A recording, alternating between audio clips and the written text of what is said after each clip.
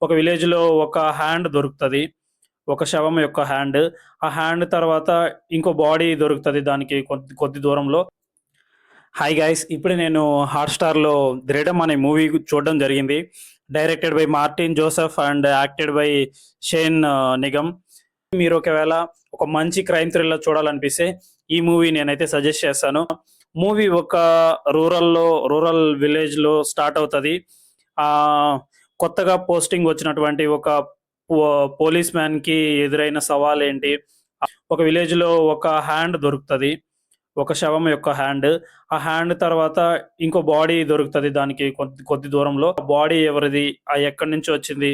So, ఇలా investigation అయితే start చేస్తారు. It is engaging and well written అని చెప్పుకోవచ్చు. అండ్ క్లైమాక్స్ లాస్ట్ ఎవరు క్రైమ్ చేశారు అని చెప్పేసి రివీల్ అవ్వదు.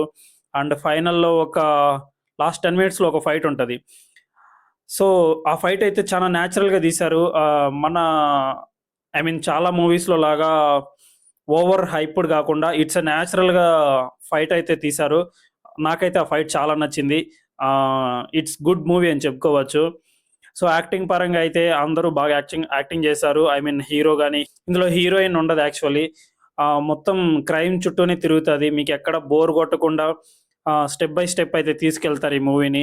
మలయాళం మూవీస్ ఎప్పుడు క్రైమ్ థ్రిల్లర్‌కి ఒక బెంచ్ మార్క్ సెట్ చేశాయనే చెప్పొచ్చు. So, this is also one good movie. And ఇది మీకు హాట్‌స్టార్‌లో అవైలబుల్‌గా ఉంది. If you have Hotstar subscription you can watch this night and let me know your I mean how you feel about the movie అనేసి మన comment బాక్స్‌లో చెప్పండి. So, that's it about the 'ద్రీడం' మూవీ.